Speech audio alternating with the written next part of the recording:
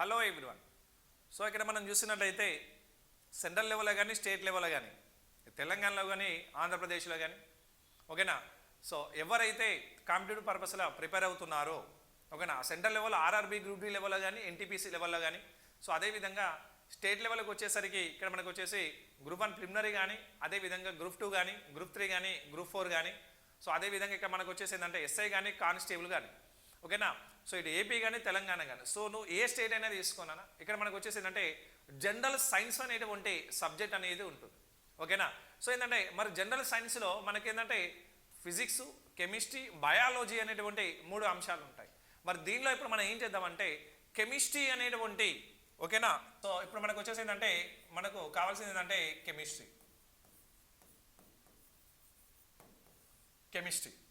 ఓకేనా. మరి కెమిస్ట్రీలో కనుక తీసుకున్నట్టయితే ఓకేనా మిత్రమా, బాగా గుర్తుపెట్టుకో. కెమిస్ట్రీలో కనుక తీసుకున్నట్టయితే ఓకేనా ఓవరాల్గా మనకు ఎంత లేదన్నా 10 క్వశ్చన్స్ వచ్చే ఛాన్సెస్ ఉంది ఓకేనా. సో రీసెంట్లీ ఆంధ్రప్రదేశ్లో జరిగినటువంటి కానిస్టేబుల్లో మెయిన్స్ ఎగ్జామ్లో కనుక తీసుకున్నట్టయితే మనకు జనరల్ సైన్స్లో 30 క్వశ్చన్లు రావడం జరిగింది. 30 క్వశ్చన్స్ ఇచ్చారు ఓకేనా. ఈ 30 క్వశ్చన్లో భాగంగా మనకు వచ్చేసి ఏంటంటే 14 క్వశ్చన్లు సో బయో సైన్స్లో ఇచ్చారు, అదేవిధంగా 8 క్వశ్చన్లు ఫిజిక్స్లో వచ్చారు, సో అదేవిధంగా 8 క్వశ్చన్లు కెమిస్ట్రీలో ఇవ్వడం జరిగింది ఓకేనా. సో సార్ మరి కెమిస్ట్రీ సబ్జెక్ట్గా మీరు మార్కులు ఎక్కువ, నేనేదో చెప్తానా పెద్ద మనిషి, ఎన్నొస్తే గన్నే చెప్తాను నేను ఓకేనా. నీకు జాబ్ రావాలనుకున్న ఒక్క మార్క్ కూడా చాలా ఇంపార్టెంటే, ఎందుకంటే మా ఒక్క మార్క్తో జాబ్ పోయినా అడుగు జరా వాడిని తెలుస్తుంది దానికి బాధ ఓకేనా. సో ఏంటంటే ఆ ఒక్క మార్క్ అనేది నీకు మిస్ కాకుండా ఉండాలి.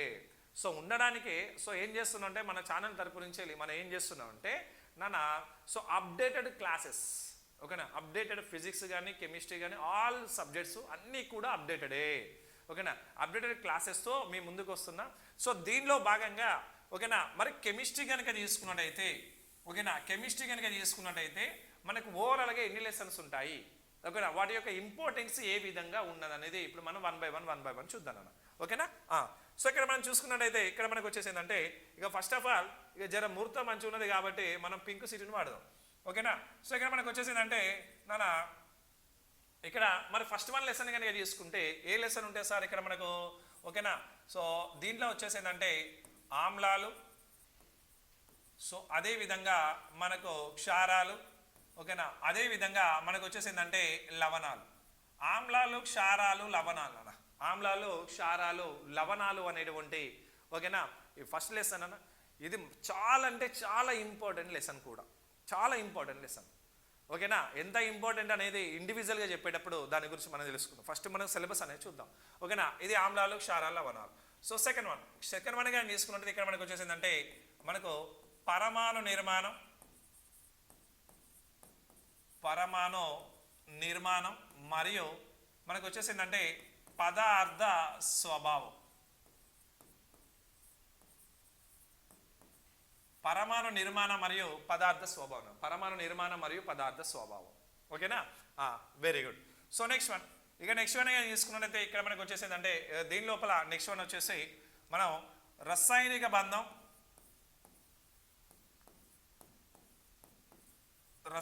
బంధం మరియు రసాయనిక చర్యలు. రసాయనిక బంధం మరియు రసాయనిక చర్యలు ఓకేనా. రసాయనిక బంధం మరియు రసాయనిక చర్యలుగా మనం చెప్పుకోవచ్చు ఓకేనా. సో నెక్స్ట్ వన్ అదే విధంగా ఇక్కడ మనం తీసుకున్నట్టయితే ఓకేనా, ఇక నెక్స్ట్ వన్ అదే విధంగా మనం తీసుకున్నట్టయితే ఇక్కడ దీంట్లోకి వచ్చేసి ఏంటంటే ఓకేనా నెక్స్ట్ వన్ లెసన్ ఓకేనా.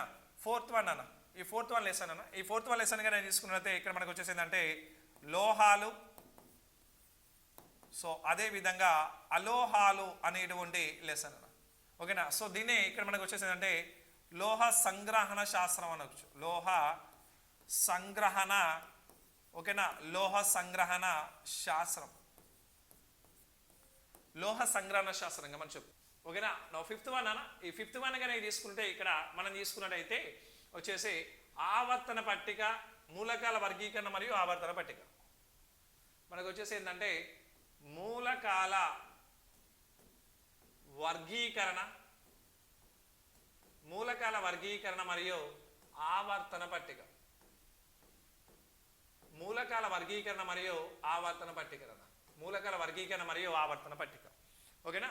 సో నెక్స్ట్ వన్ ఇక నెక్స్ట్ వన్ తీసుకుంటే ఇక నెక్స్ట్ వన్ లెసన్ అన్న, ఇక నెక్స్ట్ వన్ లెసన్ కనుక తీసుకున్నట్టయితే ఇక్కడ మనకు వచ్చేసి ఏంటంటే ఓకేనా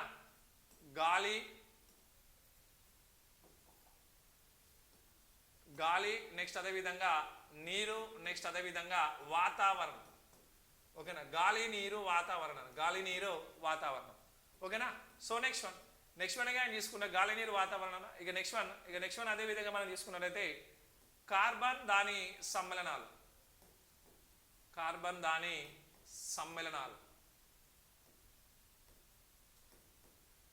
సో కార్బన్ దాని సమ్మేళనాలు ఓకేనా. మరి కార్బన్ దాని సమ్మేళనాల్లో మనకు సబ్ టాపిక్స్ కనుక మనం తీసుకున్నట్లయితే సబ్ టాపిక్స్ ఏముంటాయి సార్? సో కార్బన్ దాని సమ్మేళనాల్లో కొన్ని సబ్ టాపిక్స్ ఉన్నాయి నాన్న. సో అవేంటి అనేది ఇక్కడ మనం చూద్దాం ఓకేనా.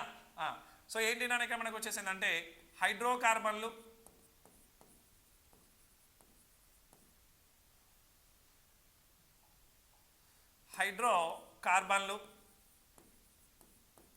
హైడ్రోకార్బన్లని నెక్స్ట్ వన్ అదే విధంగా కార్బోహైడ్రేట్స్ అని,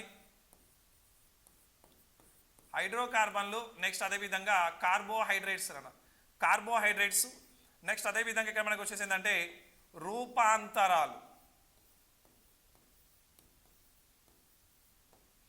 ఓకేనా. హైడ్రోకార్బన్లు కార్బోహైడ్రేట్స్ సో దాంతోపాటు మనకు వచ్చేసి ఏంటంటే రూపాంతరాలు అంటే కార్బన్ దాని సమ్మేళనంలో మనకి ఏంటంటే 3 సబ్ చాప్టర్స్ ఉన్నాయి నాన్న. అదే హైడ్రోకార్బన్లు కార్బోహైడ్రేట్స్ రూపాంతరాలని మనం చెప్పుకుంటాను ఓకేనా. సో నెక్స్ట్ వన్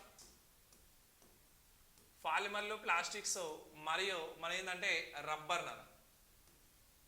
రబ్బర్స్ ఓకేనా. సో నెక్స్ట్ వన్ అదే విధంగా ఇక లాస్ట్ వన్ వచ్చేసి ఏంటంటే నిత్య జీవితంలో రసాయనాల యొక్క ప్రాముఖ్యత. నిత్య జీవితంలో రసాయనాల యొక్క ప్రాముఖ్యత ఓకేనా. సో ఇది నాన్న అంటే ఇక మనం తీసుకుంటే మనకు ఓవరాల్గా మనకు కెమిస్ట్రీలో కనుక తీసుకున్నట్లయితే ఓవరాల్గా మనకు 10 లెసన్స్ ఉన్నాయి ఓకేనా. సో మనం అప్రాక్సిమేట్లీ ఇక్కడ మనం తీసుకున్నట్లయితే సో 10 క్వశ్చన్లుగా సో మనం డిసైడ్ చేసుకోవచ్చు ఓకేనా. 10 క్వశ్చన్లు వచ్చేటటువంటి ఛాన్సెస్ ఉంటాయి ఓకేనా. సో ఏం చేయాలంటే నేను చెప్పేదాన్ని జాగ్రత్తగా నోట్ డౌన్ చేసుకొని ఓకేనా, చాలా జాగ్రత్తగా ప్రిపేర్ అయ్యి సో ఏ విధంగా ఉండాలంటే క్లాసెస్ వినాలి, నోట్స్ రాసుకోవాలి ఓకేనా. మళ్ళీ ఆ నోట్స్ని చదవాలి. సో మళ్ళీ క్లాసెస్ వినాలి, అర్థం కాకపోతే మళ్ళీ క్లాసెస్ వినొచ్చు ఓకేనా. వినడం వల్ల ఏంటంటే సో చదివింది వినడం వల్ల నీకు ఇంకా బాగా గుర్తుంటుంది. మళ్ళీ అదేవిధంగా ఎగ్జామ్లో అడుగుతుంటాడు, డిఫరెంట్ కైండ్ ఆఫ్ క్వశ్చన్స్ అడుగుతున్నాడు. ఎందుకంటే తమ్మి ఇగో జర చూడు చిటి తల్లి జర ఇంటున్నా లేకుండా ముచ్చట పెడుతున్నా గిటిను ఇను. ఇప్పుడు ఏంటంటే ఎగ్జామ్లో నీకు అడిగినట్టు ఈజీ క్వశ్చన్ రావట్లేదు, నిన్ను ఆలోచింపజేసే విధంగా క్వశ్చన్స్ వస్తున్నాయి ఓకేనా. మనకి ఏంటంటే కెమిస్ట్రీలో అయితే సుక్కలు చూపిస్తున్నాడు, ఎందుకంటే కంప్లీట్గా కెమికల్ రియాక్షన్స్ గురించి బాగా ఇస్తున్నాడు. కెమికల్స్ నేమ్స్ అనేది ఐడెంటిఫై చేయాలి ఓకేనా. ఫిజిక్స్లో కూడా ఏం చేస్తున్నాడు, మ్యాథమెటికల్ ప్రాబ్లమ్స్ లెక్క ఇస్తున్నాడు. ఏ విధంగా అంటే ఫార్ములా బేస్డ్ క్వశ్చన్స్ అనేటివి ఎక్కువ ఇవ్వడం జరుగుతుంది. సో ఓకేనా, వీటన్నిటిని దృష్టిలో పెట్టుకొని నువ్వు అప్డేటెడ్ క్లాసెస్ నాన్న. సో కాబట్టి జర జాగ్రత్తగా నోట్స్ రాసుకుంటూ సో జాగ్రత్తగా ప్రిపేర్ అయ్యి సో జాగ్రత్త ఎగ్జామ్ రాసి సక్సెస్ అవుతారని ఆశిస్తున్నాం ఓకేనా. సో ఇప్పుడు కనుక చూసుకున్నాను ఇగో ఇవి మనకు ఓవరాల్గా 10 లెసన్స్. ఇప్పుడు మనం ఏం చేద్దాం మరి ఒక్కొక్క లెసన్ గురించి ఇండివిజువల్గా ఓకేనా ఇండివిజువల్గా మనం డిస్కస్ చేస్తూ మనం ముందుకు సాగిపోతాం మిత్రమా ఓకేనా. సో మీరు కంపల్సరీ కెమిస్ట్రీకి అన్నట్టు ఫిజిక్స్ కెమిస్ట్రీకి బయాలజీకి అన్నట్టు ఒక స్పైరల్ నోట్స్ అనేది కంపల్సరీ ఒక నోట్స్ పెట్టుకోండి ఓకేనా. నోట్స్ పెట్టుకొని every point and note down కనుక చేసుకున్నట్టయితే so you will be success compulsory.